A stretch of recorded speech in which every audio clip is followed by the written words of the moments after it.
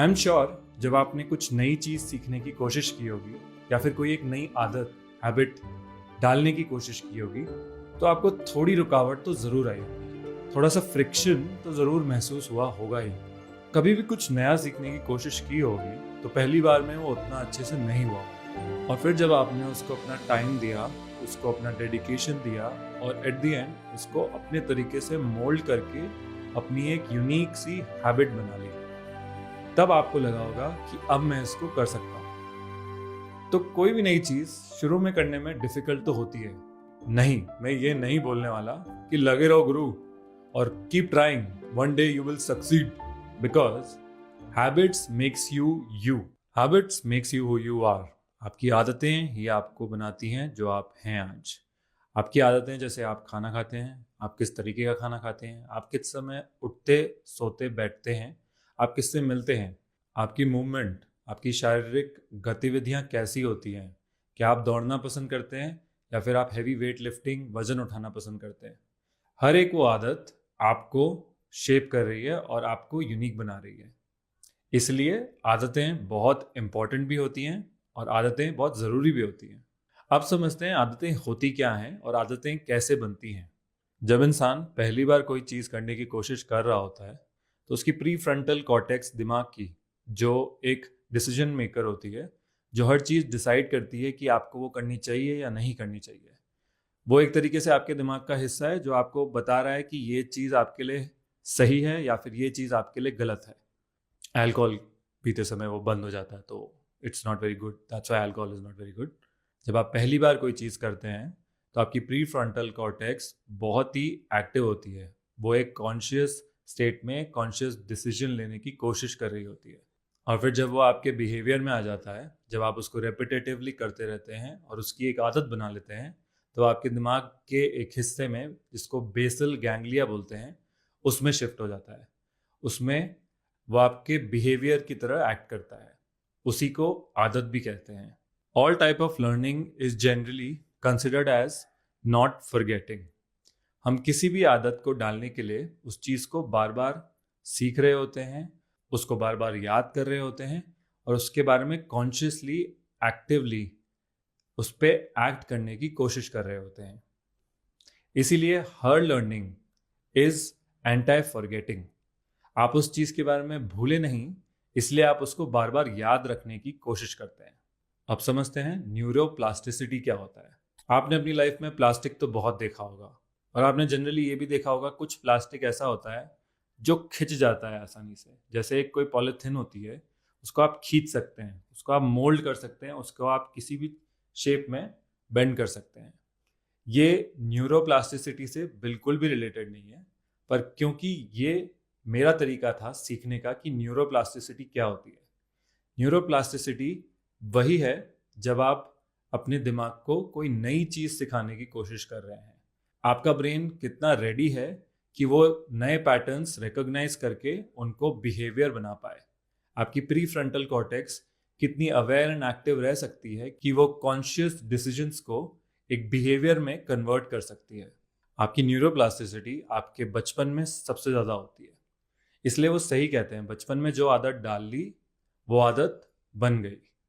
तो बचपन में आपने जितनी भी चीज़ें सीखी होगी या फिर एक आदत की तरह बनाई होगी, उनको बदलना थोड़ा मुश्किल होगा, क्योंकि वो आपके दिमाग में इतने अच्छे से वायर्ड हैं, वो आपके बिहेवियर में इतने अच्छे से आ रखी हैं कि उनको हटाना थोड़ा मुश्किल है, पर इम्पॉसिबल नहीं है।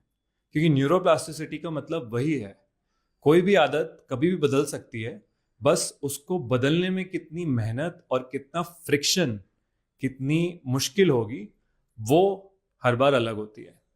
जब आप बचपन में थे आपकी न्यूरोप्लास्टिसिटी हाई थी, यानी आप कोई भी चीज़ आसानी से सीख पा रहे थे। फिर जब आप अपनी टीनेज में आए तो टीनेज टाइम पे आपकी न्यूरोप्लास्टिसिटी थोड़ी कम हुई। फिर जब आप एडोलेसेंस में आए, एक अडल्ट बने, फिर और थोड़ी कम होने लगी।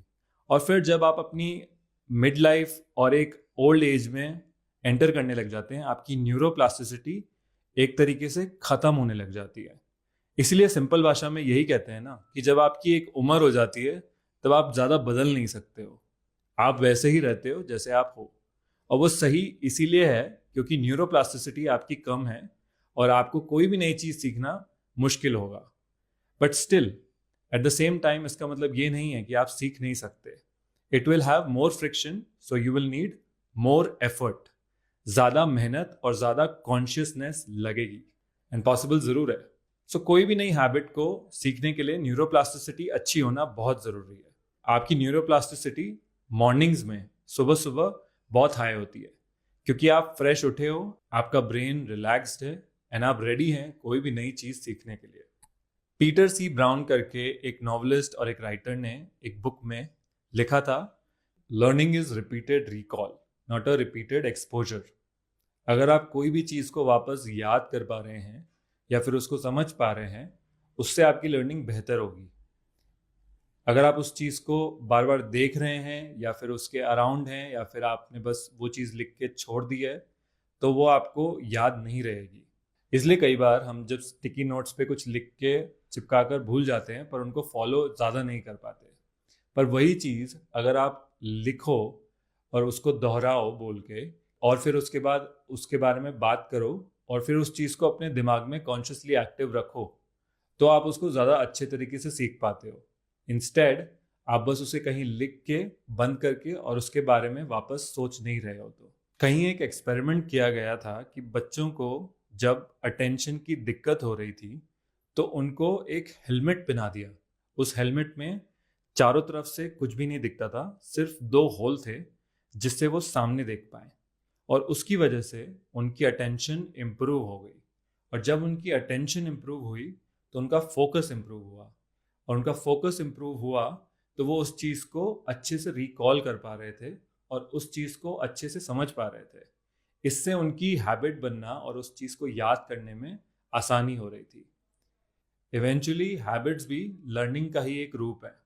अगर आप कोई एक आदत डाल रहे हैं, इसका मतलब है आप कुछ चीज़ सीख रहे हैं और उसको अपने अंदर एक बिहेवियर की तरह कन्वर्ट कर रहे हैं। यही कुछ छोटी छोटी चीज़ें आपकी लाइफ बेहतर करने में आपको बहुत मददगार साबित हो सकती हैं। सो कुछ चीज़ें जो आप फॉलो कर सकते हैं अपनी एक नई हैबिट शुरू करने के लिए, उनमें से पहला है कि अगर आप उस आदत को सुबह कर सकते हैं सबसे पहले उठ के, या फिर सुबह के समय जितना जल्दी उठने के बाद कर सकते हैं, तो वो आपके लिए बहुत ही हेल्पफुल साबित हो सकता है।